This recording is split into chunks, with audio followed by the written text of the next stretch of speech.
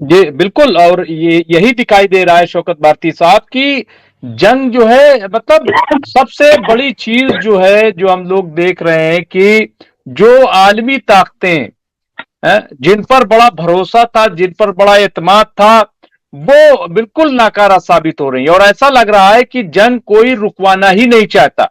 इसके पीछे क्या खेल है, क्या अब गेम है, क्या ये सब ग्रेटर इजराइल बनाने की बात पे अमल कर रहे हैं, क्या है। लेकिन एक सवाल जो सलीम साहब ने किया है कि शौकत भारती साहब, ऐसा कैसा हिजबुल्लाह का अटैक है कि इजराइल का कुछ हो नहीं रहा है, कोई न्यूज इजराइल की बर्बादी की आती नहीं। अगर इतना कुछ इजराइल पर हो रहा है तो ये तो खत्म क्यों नहीं। ये मतलब ये जी, इनका ये कहना है कि जी जी कि वहां से जी, कोई खबर नहीं है। अगर अटैक की तो देखिए, खबर आती है, लेकिन मेरी हुआ क्या वहां। मेरी मेरी गुजारिश है जनाब से कि ये अलमायदीन देखा करें, ये अलमनार देखा करें। उस पर जहां अटैक हो रहा है उसके वीडियोस भी दिखाई देंगे। हवा की बातें नहीं है, क्योंकि अमरी इजराइल अपने यहां किसी भी मीडिया को एंट्री नहीं दिए हुए है, समझ लीजिए बात को। दूसरी बातचीत है, इजराइल ने सबसे ज्यादा पत्रकारों को मारा है। कल भी एक लेडी पत्रकार थी, वो वहां के ऊपर मारी गई है। जो रिपोर्टिंग है इसमें ये करते हैं कि हिजबुल्लाह वगैरह जो अटैक कर रहे हैं बाकायदा तौर के ऊपर उसकी रिकॉर्डिंग भी करते हैं। तो लेबनान का जो अलमनार है उसको खोलें और उसमें जाकर पढ़ें कि कहां कहां अटैक्स हुए हैं, किस किस टाइम के ऊपर अटैक हुए हैं और किस किस शहर के अंदर अटैक हुए हैं। अभी की न्यूज ये है, मैं पढ़ के बता रहा हूं कि Sayyed Nasrallah, it is easy to move Litani river forward to borders than pushing back Hezbollah fighters from the borders of Litani, ये जो कहा गया। उसके बाद इसमें ही बताया जा रहा है तकरीबन 2 लाख लोग 2 लाख लोग बॉर्डर छोड़कर भागे हैं। तो ये 2 लाख लोग अगर बॉर्डर खाली करके, मकान खाली करके अगर भाग रहे हैं, तो जाहिर सी बातचीत है कि ऐसे तो चले नहीं जाएंगे कोई मकान छोड़कर। जान का खतरा होगा तभी जाते होंगे। अटैक्स हुआ है बाकायदा तौर के ऊपर। इसको देखें, अलमनार के ऊपर जाने के बाद आपको पूरा जो है मतलब देखिए, Sayyed Hassan Nasrallah, Israel must prepare settlers for 2 million settlers who will be displaced from the north in case of all out war on Lebanon। ये मैं पढ़ रहा हूं, ये देखें, ये अलमनार दिखा रहा हूं, इस पर जाएं, देखें, अलमायदीन पर जाएं, IRIB पर जाएं, प्रेस पर जाएं, अल जजीरा पर जाएं, आपको दिखेगा कि कहां के ऊपर क्या हो रहा है। और बाकायदा ट्विटर के ऊपर बहुत सी न्यूज आ रही है, बहुत से कमेंट आते रहते हैं। मिडिल ईस्ट ऑब्जर्वर को देखें, उसके अंदर आपको बहुत कुछ मिलेगा। ठीक है, तो अब जाहिर की बातचीत है, इंडियन मीडिया के अंदर बैठ के देखिएगा, गोदी मीडिया के अंदर तो वहां नहीं दिखाई देगा। जी, शौकत भारती साहब, यूसुफ गुलाम हुसैन साहब ने सवाल किया है कि अमेरिका, सवाल क्या उन्होंने जानना चाहा कि अमेरिका, यूरोप और इसराइल यही चाहते हैं कि गजा के लोगों को पैलेस्टाइन से बाहर धकेला जाए। तो क्या ये मुमकिन है? आपको क्या लग रहा है कि क्या ऐसा मुमकिन हो जाएगा? और ये जो जिस मकसद के तहत गजा में गए थे, क्या वो मकसद पूरा होगा? हमास की क्या पोजीशन है? क्या हमास जो है वो शिकस्त मान जाएगा? देखिए, एक बात बताएं, वो जिस मिशन पर लगे हैं पहले दिन से, उससे वो एक कदम भी पीछे नहीं हटे हैं। ये और बात है कि वो जो कह रहे थे कि हमें 1 हफ्ते का टाइम दे दो, फिर 20 दिन का टाइम मांगने लगे, फिर 1 महीने का टाइम मांगने लगे। आज आप देख लें, 4 महीने से ऊपर हो गया।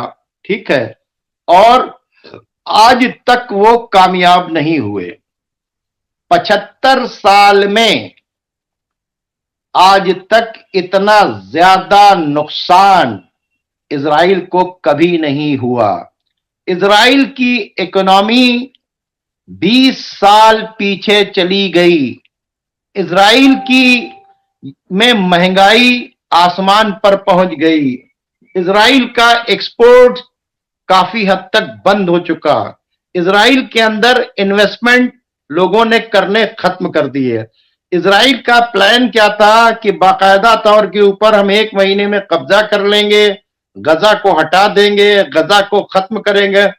इसका सौदा फिलिस्तीन का बाकायदा तौर से पहले ही हो चुका था। ट्रंप के दौर के अंदर अब्राहम एकॉर्ड जो बना था, उसके बाद से धीरे धीरे अरब कंट्रीज के लोगों ने सबने अपने अपने टाई अप कर दिए थे। एक जो है सऊदी अरब बचा हुआ था, उसने भी रिलेशन अपने डेवलप कर लिए थे और अपनी एयर स्ट्रिप भी खोल दी थी, आज भी खुली हुई है। और उसके बाद प्लान ये था कि ये हमास को खत्म कर देंगे। ये तमाम अरब कंट्रीज का फैसला था कि हमास को खत्म कर दिया जाए, गजा की आबादी को शिफ्ट कर दिया जाए, वहां के ऊपर इनको बहुत अच्छी मल्टी स्टोरीज सब बनाकर दे दिया जाए, वहां पे हॉस्पिटल्स बना दिया जाए, वहां सब कुछ बनाकर सारी फैसिलिटी दे दिया जाए। और एक नई, जैसे स्विस कैनाल है वैसे ही एक नई कैनाल जो है बेनगोरियन कैनाल निकाली जाए हैफा से, और हैफा से बाकायदा तौर के ऊपर समंदर से मिला दिया जाए, और गजा के अंदर से पेट्रोल और गैस निकालने के बाद जो है बाकायदा तौर के ऊपर दुनिया को वो किया जाए। ये सारा प्लान फेल हो गया। ये जोक नहीं है कि 41x10 के इलाके के अंदर रह के टनल्स के अंदर रहने वाले लोगों ने नाकों चने चबा के रखे और आज भी उनके फायर तेल अबीब के ऊपर गिर रहे हैं। गुलेर से और पत्थर से लड़ने वाले आज अपने कंधे के ऊपर रखे हुए लॉन्चर से मरकावा जैसे टैंक को उड़ा रहे हैं, स्काई लॉर्क जैसे ड्रोन को उतारे ले रहे हैं। ये जोक नहीं है इतने दिन तक। और जबकि अमेरिका की फुल फ्लैश मदद, ब्रिटेन की फुल फ्लैश मदद, कैप्टिव्स को तलाश ना कर पाना, मोसाद भी लगा है, MI6 भी लगी है, CIA भी लगी है, दुनिया की तमाम एजेंसीज लगी हुई हैं, और उसके बाद कैप्टिव्स को न छुड़ा पाना, हमास का अभी तक अटैक करते रहना, और कम से कम जो है 7 से 8 लाख लोगों का इजराइल छोड़ के भाग जाना, 2.5 लाख सेटलर्स जो है वो क्या नाम है शीबा फार्म के इलाके से भाग जाना, गोलानी की तरफ से भाग जाना 80,000 लोगों का, ये जोक नहीं है। ये बहुत बड़ी इलाद की बंदरगाह पूरी तरीके से बंद हो जाना, पूरी दुनिया की ताकत लगाने के बाद उस बंदरगाह तक एक जहाज नहीं पहुंचा सका अमेरिका और ब्रिटेन और पूरा यूरोप मिलने के बाद, जबकि गद्दार अरब मुल्क आज भी उनके साथ के अंदर मौजूद हैं। जबकि आज भी उन्होंने, ये तो सब खत्म हो गया होता अगर ये बाकायदा तौर के ऊपर इजराइल को तेल न दे रहा होता। यही टर्की जिसके दिए हुए तेल से, मैं बार बार कहूं, 42% जो जहाज उड़ते हैं फाइटर जेट और जो टैंक, उसमें तेल जो पड़ता है वह टर्की का पड़ता है। खाना जो पहुंच रहा है दुबई के जरिए, बहरीन के जरिए से होता हुआ बाकायदा तौर के ऊपर पुल से जाता है और बाई रोड उतर के फिर वो पहुंचता है जॉर्डन से, और जॉर्डन से खाना मिल रहा है सीरिया, क्या नाम है आपके, मिस्र से खाना मिल रहा है। मिस्र के सर के ऊपर लोग भूखे हैं 5 महीने से गाजा बॉर्डर के ऊपर, इधर ट्रक की लाइन है, पता नहीं कौन सी मिट्टी के बने हुए हैं ये लोग, और कितने बड़े बड़े गुलाम हैं ये लोग। उन सब के बावजूद भी इतनी दिन तक उनका टिका रहना नहीं। और शौकत भारती साहब, ये एस आब्दी साहब ने बड़ी अच्छी बात कही है और समझ में आने वाली बात है। उन्होंने लिखा है कि हिजबुल्लाह इजराइल को अब तक तबाह कर चुका होता, लेकिन सिर्फ इसलिए कि ये हमले सिर्फ फौजियों पे हो रहे हैं। अगर आम इंसानों को मारना होता तो अब तक इजराइल भी गजा बन चुका होता। ये मैं समझता हूं कि बहुत बड़ी बात, इन्होंने बड़ी अच्छी बात कही है एस आब्दी साहब ने। क्या क्या कहेंगे नहीं इस पे शौकत भारती साहब? नहीं ये नहीं, ये बिल्कुल बहुत ही अच्छा एंगल रखा है एस आब्दी साहब ने।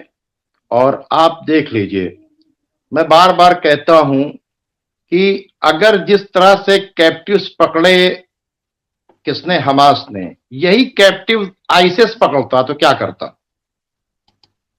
यही प्रिजनर्स जो है पकड़ रहे हैं इजरायली, तो क्या कर रहे हैं? हाँ? पीछे हथकड़ी लगाकर उन्हें गोली मार दे रहे हैं। उनके आर्गन्स जो हैं 80 लोगों को जो दिया है पैक लाश, उनके आर्गन्स जो हैं उन्होंने निकाल लिए हैं। ठीक है, ठंड के अंदर उनको नंगे बदन बैठा रहे हैं, 72 घंटे तक उनके हाथ बांध करके रखे। जो छूट के आए हैं प्रिजनर, उनसे पूछिए। और जो प्रिजनर छूट के गए, जो कैप्टिव छूट के गए, क्या नाम है, हमास के तरफ से, उन्होंने किसकी तारीफ की? उन्होंने हमास की तारीफ की। तो जाहिर सी बातचीत है, पहली बात, वो लोग जो आईसिस बनाकर पेश कर रहे थे, दहशतगर्द बनाकर पेश कर रहे थे हमास को, हिजबुल्लाह को, इनको उनको, आज पूरी दुनिया ने देख लिया कि दहशतगर्द सबसे बड़ा इजराइल है, और उसका सपोर्टर अमेरिका है, और उसका सपोर्टर ब्रिटेन है। और आज भी आईसिस को इस्तेमाल करके ईरान के अंदर जो है, अमेरिका के अंदर किरमान शहर के अंदर ब्लास्ट करवाया, वहां पे लोगों की जान ली। आज भी आईसिस जो है बाकायदा तौर के ऊपर इस्लामिक रेजिस्टेंस फोर्सेस से लड़ रही है। तो सवाल यह पैदा होता है कि इन लोगों ने वो काम नहीं किया, इसलिए क्या ना हमास को लोग जालिम कह रहे हैं, ना हिजबुल्लाह को जालिम कह रहे हैं, ना हौती को जालिम कह रहे हैं, ना इस्लामिक रेजिस्टेंस को जालिम कह रहे हैं। लेकिन अगर पूरी दुनिया के अंदर वॉर क्रिमिनल कहा जा रहा है, जेनोसाइड करने वाला कहा जा रहा है, तो उन्होंने वाकई ये सोचा कि पब्लिक कम से कम मरे, चांस दिया। पूरा ये जो पूरा लेबनान के बॉर्डर का पूरा 130 किलोमीटर का जो इलाका है, जो फैला हुआ है 6-7 किलोमीटर का, वहां से जो सेक्टर्स भागे हैं, हाँ, एक भी आदमी नहीं मरा। उन्होंने सबको उन्होंने चांस दिया कि चले जाओ। उनके यहां मैसेज छोड़े कि बाकायदा तौर के ऊपर चले जाए। तो सवाल ये पैदा होता है, बिल्कुल ये साबदी साहब ने बिल्कुल सही बातचीत की कि अगर सिर्फ बिल्कुल आंख बंद करके मारना होता तो फिर जाहिर सी बातचीत है वो सेटलर्स को उड़ा देते। उनके रेंज के अंदर थी, 2.5-3 लाख लोग मर गए होते फिलिस्तीन के।